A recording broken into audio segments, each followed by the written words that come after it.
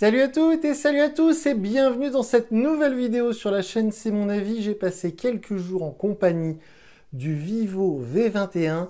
Alors là attention parce qu'on tient un nouveau champion dans la catégorie milieu haut de gamme, on est quand même vers les 400 €. Comme d'habitude, j'ai déballé ce smartphone en vidéo sur la chaîne il y a quelques jours, donc si ce téléphone vous intéresse et si vous tombez sur cette vidéo, allez d'abord visionner le déballage.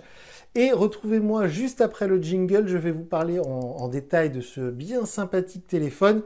J'ai plein de choses à vous dire, c'est un téléphone que j'ai adoré, c'est une vraie bonne surprise.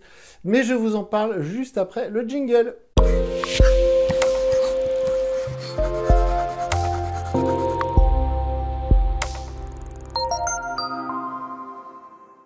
Comme je vous le disais, j'ai passé quelques jours en compagnie de ce Vivo V21. Alors, je ne vais pas préciser 5G à chaque fois, parce que son nom officiel, c'est Vivo V21 5G. Il a la 5G, on le sait, comme tous les smartphones ou presque qui sortent, Dieu merci maintenant, quasiment tous les téléphones qui sortent ont la 5G. Mais celui-ci, c'est un peu particulier. Pourquoi? Parce qu'il tombe dans le créneau, je vais rentrer dans le détail du téléphone après, mais je voulais juste faire une parenthèse sur son concurrent direct qui est le Xiaomi Mi 11 Lite 5G. J'avais testé le Mi 11 Lite 4G qui est proposé aux alentours de 350 €. Et quand on met quelques dizaines d'euros de plus, on a le Mi 11 Lite 5G.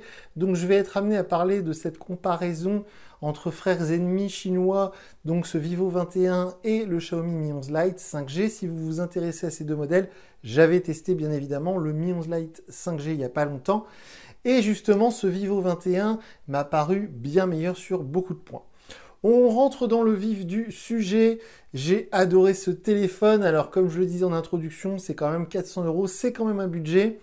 Mais même à ce prix-là, j'ai envie de dire que c'est une très bonne affaire. Je ne suis pas du tout payé par Vivo, je ne suis pas du tout sponsorisé. J'ai acheté ce téléphone moi-même et je l'ai testé sans a priori. Donc, il est magnifique, il est léger. Alors ça évidemment, c'est un petit peu subjectif. C'est vrai que c'est assez personnel, les goûts et les couleurs, ça ne se discute pas. Mais il faut avouer, alors d'ailleurs, la vidéo, je pense, ne rendra pas justice à ce coloris. Mais alors, en plein soleil, cette couleur bleu marine avec des reflets un peu plus électriques, c'est vraiment superbe, c'est très réussi. C'est un dos un peu mat comme le Mi 11 Lite de chez Xiaomi, avec cet aspect assez premium, je dois dire. Ça prend pas trop les traces de doigts, c'est vraiment chic. Et avec ce gros module qui cache un très très bon capteur, on va y revenir dans un instant, mais voilà, le design est très réussi. C'est un smartphone qui est assez fin, qui est assez léger, on a 175 grammes, et c'est pas trop léger comme l'était le Mi 11 Lite, je vais arrêter d'en parler. C'est vraiment pour moi le rapport taille-poids idéal pour un smartphone Android d'aujourd'hui. C'est-à-dire que quand on est au-dessus des 200 grammes, c'est beaucoup trop. Quand on est aux alentours de 200 grammes, ça fait assez lourd. Et quand on est vers les 150, ça fait un peu trop léger. Et là, pour moi, c'est vraiment l'idéal. C'est fin, c'est carré, il n'y a rien qui dépasse. C'est très bien fini, c'est vraiment top. J'adore ce genre de produit. Ça me fait beaucoup penser à ce que faisait Huawei dans ses plus belles heures. Malheureusement, paix à son âme, Huawei Honor qui a complètement disparu du game. Mais là, ce Vivo, pour moi, voilà, c'est du tout bon niveau design. Et en plus, il est très beau. Enfin, c'est assez personnel, mais je le trouve vraiment très réussi. Je vous parlais du module photo avec ce capteur principal de 64 mégapixels. C'est le capteur que j'avais pu tester à l'époque, ou presque, sur le X60. C'est en tout cas un capteur photo de très très bonne qualité. Comme d'habitude, je vous mets sous la vidéo le lien vers ma galerie Google Photos. Vous pourrez voir, j'ai pris plein de photos avec ce téléphone. C'est vraiment un téléphone que j'ai adoré et que j'ai adoré utiliser. J'ai pris plein de photos parce que c'est un kiff. Chaque photo, c'est une sorte de défi de faire une photo plus belle que précédemment. Voilà, le module principal, le module photo est très bon, mais le capteur principal 64 mégapixels est excellent. Il y a un ultra grand angle, ça je vais y revenir juste après. Il y a aussi un super macro, donc c'est-à-dire une lentille pour faire de la photo en très près. Ça fait de très belles photos, enfin ça fait de jolies photos. Et puis il y a aussi cette possibilité de faire l'effet bokeh, c'est-à-dire flouter l'arrière-plan d'un sujet. C'est pas ce que je préfère, mais la fonction est là et elle fonctionne. D'ailleurs, l'application photo est très bien réussie. Et j'enchaîne tout de suite avec mon autre point positif que j'avais marqué sur ma petite feuille, puisque là, on va passer en mode selfie. Comme ça, vous allez voir l'envers du décor. Et là, je vais cliquer là-dessus et je vais mettre, non pas aura, mais projecteur. Et là, voyez ça, comme c'est... Voilà, je trouve ça, je trouve pas de mots. C'est génial. Ça fait un peu gadget pour certains, mais moi, je trouve ça vraiment chouette, vraiment cool. C'est rare qu'on trouve des trucs nouveaux sur les téléphones. Je teste beaucoup de smartphones, quasiment un par semaine. Et c'est vrai qu'ils se ressemblent presque tous un petit peu. Et quand on voit un truc aussi novateur que ça, bah, je dis bravo. Moi, ça me fait quelque chose. Voilà, c'est un petit plus. C'est quelque chose voilà, dont je me rappellerai. Et ça peut être très pratique. J'étais très sceptique, très dubitatif sur le capteur selfie 44 mégapixels. Parce que le capteur principal, il fait 64 mégapixels. Mais le capteur selfie fait 44 mégapixels. C'est énorme. J'étais un peu voilà, moqueur quand j'ai vu la fiche technique et quand j'ai vu cette fonctionnalité avec les projecteurs LED. En plus de ça, certains sites français, FR Android pour pas les nommer, ils ont fait le raccourci complètement pourri en disant ça y est, c'est fait pour TikTok. Je suis pas persuadé que les projecteurs LED soient très utiles pour danser quand on est à 10 mètres de loin du téléphone. Bref, c'est pas le sujet. Mais une chose est sûre, c'est que le capteur selfie fait de superbes photos. Ça fait très longtemps que j'avais pas fait d'aussi belles photos selfie. Elles paraissent naturelles, etc. Le grain photo est très bon et tout. Et en plus de ça, ce petit plus des projecteurs LED, voilà, qui est assez amusant. C'est-à-dire que si vous voulez vous faire une visio le soir dans la chambre, il fait noir entier, ou par exemple quelqu'un dort à côté de vous et vous voulez faire un petit visio vite fait, ou vous filmez, faire je sais pas quoi, ça peut être très pratique. Ça fait une vraie belle lumière en plus. Donc voilà, pour moi, ça c'est du tout bon. Et c'est quelque chose qui m'a, comment dire, à la fois surpris et puis réconcilié un peu avec les gadgets qu'on peut voir parfois sur certains smartphones. J'avais beaucoup apprécié la série Mi Mix chez Xiaomi pour cette raison. Il y avait eu le Mi Mix 2 avec le capteur photo qui était à l'envers et tout. Il y avait eu le Mi Mix 3, on pouvait slider. Et là, ce V21 avec le double projecteur, je trouve ça très chouette. On enchaîne, on va pas passer 2 heures, j'ai tellement de choses à vous raconter. L'écran AMOLED, c'est un régal, il est hyper lumineux, les couleurs sont vives, c'est vraiment top. En plus, il est rafraîchi de mémoire à 90 Hz, donc 90 fois par seconde. Voilà, c'est du tout bon, c'est un superbe écran AMOLED, c'est un vrai plaisir de jouer. J'ai joué à des jeux, tout paraît plus beau, les photos qu'on prend paraissent plus belles sur cet écran. C'est un vrai bonheur. Au niveau des performances, il n'y a rien à dire. Le processeur MediaTek Dimensity 800, c'est du tout bon, c'est super fluide, ça marche bien, ça chauffe pas. Il y a 8 Go de mémoire vive. Il y a plus qu'il n'en faut, on peut tout faire, on peut faire du multitâche, on peut faire de la navigation, on peut faire du jeu, on peut tout faire, ça marche nickel bien, ça va vite, c'est un vrai bonheur. Aussi, il y a la charge rapide, très rapide, il y a un chargeur 33 watts dans la boîte qui est fournie, et avec le chargeur et le câble fournis dans la boîte, on peut faire à peu près 2% par minute, donc ça charge très vite, ça charge très bien. Et je vais y revenir dans un instant, mais en plus l'autonomie n'est pas mauvaise. Aussi, une petite fonctionnalité que j'apprécie terriblement, si vous me regardez souvent, vous savez, c'est cette fonctionnalité-là, je ne sais pas si vous allez bien voir, c'est vu qu'il y a un écran AMOLED, il y a cette fonctionnalité que chez Samsung, ils ont appelée il y a quelques années quand ils l'ont inventé, Always On Display, c'est-à-dire que l'écran reste sans arrêt allumé pour nous indiquer l'heure, le pourcentage de batterie, la date et puis d'éventuelles notifications. C'est très pratique quand on a le téléphone qui est posé sur un bureau. On passe, on jette un coup d'œil, on voit si on a loupé quelque chose, etc. Moi, j'adore ça. Et aussi, quelque chose que j'adore, je vous saoule avec ça dans quasiment toutes les vidéos, mais quel bonheur d'avoir un lecteur d'empreintes sous l'écran. Déjà d'une, c'est précis, ça marche bien, il n'y a pas de souci. Alors moi, j'utilise pas de verre trempé, de toutes ces choses-là. L'écran, là, il est nu, donc évidemment, ça marche super bien. Peut-être que si vous utilisez des verres trempés de 3 cm d'épaisseur, ça marchera moins bien. Il y a sinon la reconnaissance faciale. Il y a toujours le bon vieux code si besoin. Mais personnellement, j'adore cette technologie du lecteur d'empreintes sous l'écran. Je trouve que ça fait hyper futuriste, hyper moderne. Pour moi, il y a un petit peu de magie. Et puis, ça fait voilà, beaucoup plus classe que le lecteur d'empreintes sur le bouton. Alors que justement, le fameux concurrent de chez Xiaomi, le Mi 11 Lite, le lecteur d'empreintes n'est pas sous l'écran, il est sur le côté sur un bouton. Aussi, donc, je vous parlais de l'autonomie. Alors, l'autonomie, je l'ai mis dans ma petite liste, mais je l'ai mis entre les plus et les moins. Pourquoi?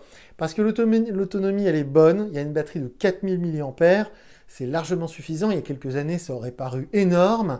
Aujourd'hui, la moyenne, c'est plutôt 5000, en tout cas dans les smartphones entrée de gamme qui sont du coup un peu plus lourds, un peu plus grands. On a généralement 5000 mAh. Là, on n'a que 4000 entre guillemets, mais du coup, ça nous offre un téléphone qui est fin et qui est léger. Et 4000 mAh, ça permet de tenir 2 jours sur une charge. Donc c'est largement suffisant. Si vous avez un usage vraiment intensif du téléphone, c'est-à-dire beaucoup de navigation, du jeu vidéo, des séries, que sais-je encore, franchement, je serais très étonné que vous arriviez à drainer la batterie en une seule journée. Faudrait m'envoyer une vidéo si vous y arrivez parce que ce serait vraiment très surprenant. Voilà, pour moi, c'est l'autonomie idéale. C'est le très bon rapport entre la grosse batterie et le téléphone ni trop lourd ni trop léger. C'est l'idéal. C'est vrai que 4000 mAh, il y a quelques années, ça paraissait énorme. Et quand on compare, par exemple, avec les iPhones, alors chez Apple, c'est toujours un peu à part, mais même dans un iPhone 12, pardon, on n'a pas 4000 mAh, on a beaucoup moins que ça. Donc, c'est vrai que, voilà, je l'ai mis entre les plus et les moins parce que c'est pas le record, évidemment. Hein. Si vous avez un Poco M3, par exemple, le Poco M3 de base, de mémoire, il a 6000 mAh. On peut tenir une semaine sur une batterie. Là, c'est plutôt 2 jours, ce qui est déjà très bien. Mais comme je disais, il y a une charge rapide, très rapide, avec le chargeur 33 watts qui est fourni. On peut aller facilement à 100% en moins d'une heure. Donc, si vous êtes à court de batterie, paf, un petit coup de chargeur et on n'en parle plus. Aussi, dans les plus mélangés avec les moins, j'ai mis FunTouch OS. Alors, si vous avez regardé la vidéo de déballage, FunTouch OS, c'est cette interface Android qui est développée par Vivo.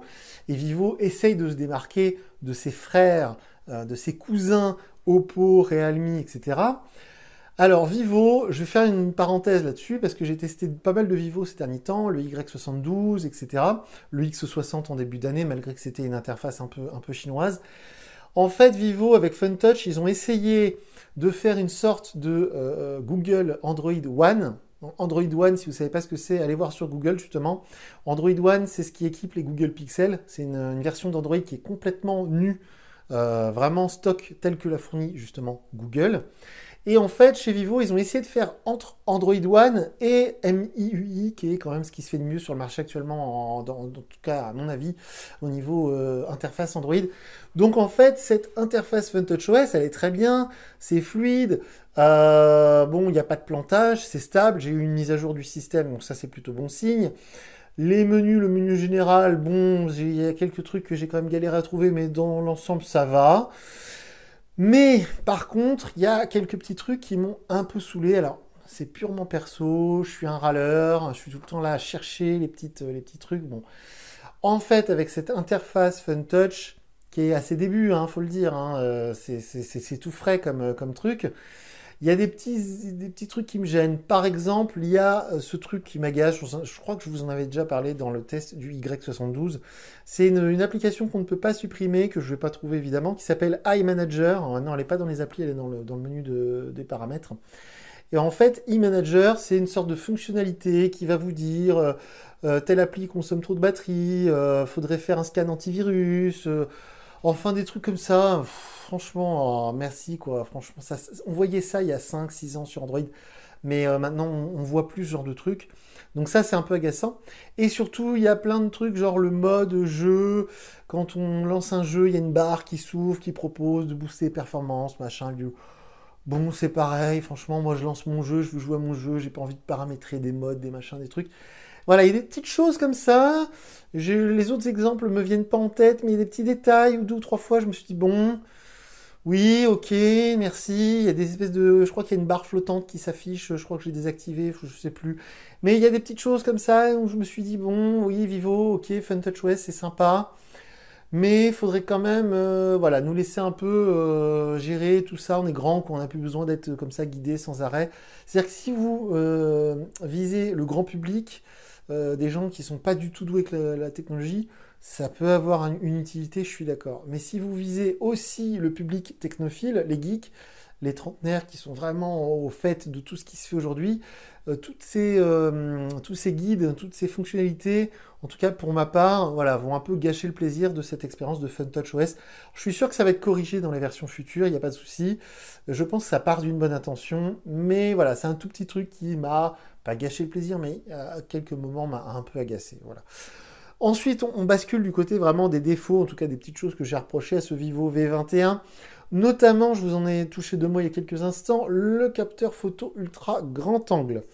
Donc, le capteur photo ultra grand angle, il a le plaisir, enfin, il a le mérite d'être là, on va pas le reprocher. Des fois, quand il est pas là, je dis, ah, j'aimerais bien l'avoir. Bon, bah là, on l'a. C'est-à-dire qu'on peut prendre des photos, voilà, hop, en ultra grand angle avec l'effet un peu fish eye, vous savez, ça déforme un peu les contours. C'est ce capteur qui a fait son apparition sur l'iPhone 11 et maintenant quasiment tous les smartphones au-dessus de 200 € vont proposer un tel capteur photo. Donc c'est vrai que ça a une vraie utilité quand vous n'avez pas assez de recul, vous voulez prendre en photo un monument par exemple, vous pouvez pas reculer plus, bon c'est très pratique. Si vous avez un groupe d'amis, pareil, vous n'avez pas beaucoup de recul, hop, c'est très pratique. Mais je vous encourage à aller voir vous-même sur ma galerie Google Photos. La qualité des photos que vous allez prendre avec ce capteur ultra grand angle, elle est vraiment, mauvaise. Franchement, pas terrible, quoi. C'est flou, c'est pas très précis, les photos, les couleurs sont fades. Donc voilà, c'est pas grave, parce qu'on l'utilise quasiment jamais. Peut-être que certains d'entre vous savent même pas ce que c'est, l'ont jamais utilisé. Moi, je sais que je vois des jeunes avec des iPhone 11 dans la rue, je leur dis, ah, vous avez vu le grand angle? Ils s'en foutent, ils font que des snaps, des machins, des trucs. Donc bon, pourquoi pas, ça peut être pratique, mais j'aurais bien aimé quand même un capteur de meilleure qualité, parce que quand rarement on aura besoin de faire une photo, par exemple vous êtes en vacances, un monument, vous prenez l'ultra grand angle pour avoir du recul et prendre tout le monument, bah, quand vous allez regarder la vidéo, enfin la photo pardon, après coup, quand vous allez rentrer de vacances, bah, la photo va vous paraître vraiment pas terrible quoi. Bon bref, aussi, oui voilà j'ai marqué, alors là ça va pas être très visible, je vais essayer de vous mettre un truc sur fond blanc. Voilà, Google, hop, nickel. Vous voyez, en haut, voilà, j'avais fait remarquer au déballage aussi, mais en fait, c'est un design, ce qu'on appelait en goutte d'eau il y a quelques années, ça s'appelle plus comme ça maintenant, mais c'est-à-dire que la caméra selfie, en fait, elle est dissimulée dans une espèce de vague, comme ça, en haut de l'écran. C'est pas grave, hein, c'est pas un vrai défaut, mais c'est vrai que je suis pas fan absolu de ce design-là, je préfère le petit trou pour cacher la caméra, donc je l'ai marqué dans mes petites listes, là. Aussi, quelque chose voilà, qui est un plus, mais c'est pas un vrai défaut. Il n'y a pas de certification IP, c'est-à-dire que ce smartphone n'est pas certifié étanche ou en tout cas résistant aux éclaboussures.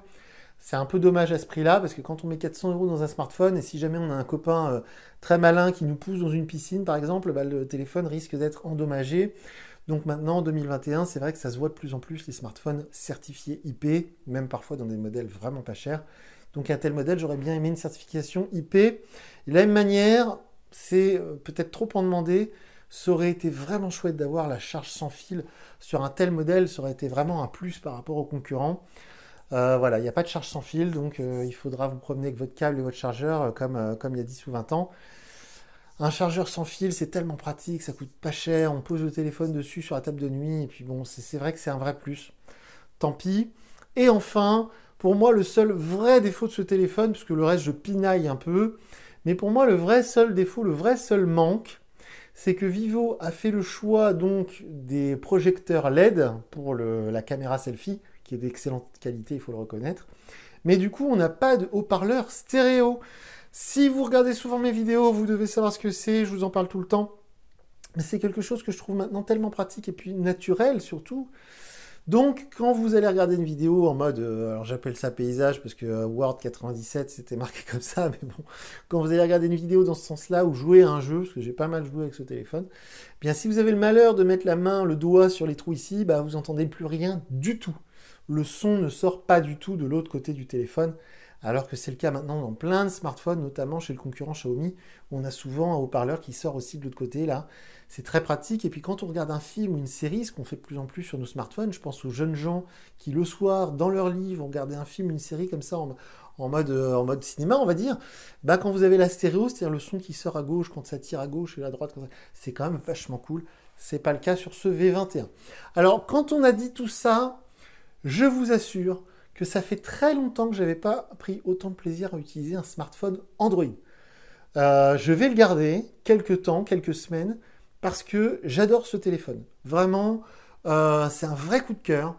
Alors, voilà, quand un téléphone est raté, je le dis. Quand un téléphone est bon, je le dis aussi. Celui-ci, il est vraiment très bon et il est vraiment à part. C'est-à-dire, de tous les smartphones que je teste récemment, je vais vous prendre l'exemple du Poco F3. Le Poco F3, c'est pour moi le meilleur rapport qualité-prix actuel. Le Poco F3, si vous vous débrouillez bien, vous le touchez à 300 €, c'est une bombe.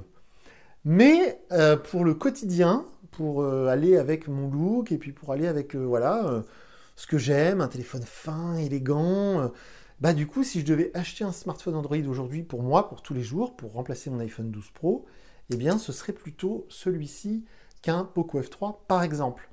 Ce Vivo V21, c'est exactement ce que j'attendais du Xiaomi Mi 11 Lite. Le Mi 11 Lite, allez voir ma vidéo, j'avais été déçu pour plein de raisons. Et si Xiaomi avait fait ça, m'avait livré ce téléphone, j'aurais dit oui, oui, oui et encore oui. Donc là, je suis très très content que ce soit Vivo qui ait fait un tel smartphone parce que, donc déjà, le produit est très bon. Et si vous êtes sur les réseaux, vous allez pouvoir constater que cette marque Vivo, elle est en train de prendre un essor assez impressionnant. Déjà, ils sont sponsors de l'Euro. Et puis, voilà, ils communiquent bien, ils sont toujours dans le positif. Quand vous avez... Moi, je sais que je suis très présent en ce moment sur Twitter.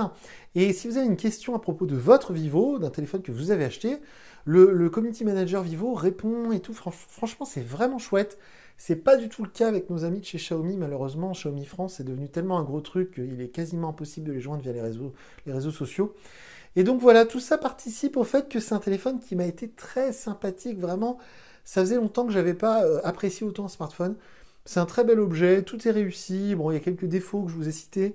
Mais honnêtement, pour le jour, là, ces temps-ci, il fait beau, on est souvent dehors. Là, j'ai de la chance dans la ville où j'habite, il y a une fête foraine. Et je vous assure que prendre des belles photos avec ce téléphone, avec ce grand écran AMOLED, c'est un vrai plaisir. Et quand le téléphone est dans la poche, on l'oublie car il est très léger, tout ça. Et enfin, quand on le pose à côté de l'assiette, quand on mange à table, c'est un téléphone qui fait très élégant, qui est très chouette, qui présente bien. Et on voit tout de suite que c'est un peu chic, ça fait pas du tout entrée de gamme. Donc j'ai adoré ce téléphone. Si vous hésitiez avec d'autres modèles dans les mêmes tarifs, c'est vrai que vers les 400 euros, il y a quand même pas mal de choix. Très honnêtement, je le conseille, mais vivement, vivement. Et d'ailleurs, sur notre site internet, c'est monavis.net, on l'a mis désormais dans la case 300-400 euros comme le meilleur smartphone du moment. C'est vrai que j'ai adoré ce téléphone. Dernier petit point, j'en finis par là. Chez Vivo, j'ai testé plein de téléphones récemment, le Y72, tout ça, ce V21. Et j'avais testé en début d'année le X60, pas le X60 Pro, attention, le X60 tout court. Et justement, ce Vivo V21 est une dérivation, ça ne dit pas, un variant, voilà, une version européenne un petit peu de ce X60. Il y a beaucoup de choses en commun, c'est pourquoi j'avais apprécié aussi le X60. Et malheureusement, quand on a un budget un peu plus important entre ce V21 et l'excellent X60 Pro dont tout le monde parle en ce moment, eh bien, il n'y a rien.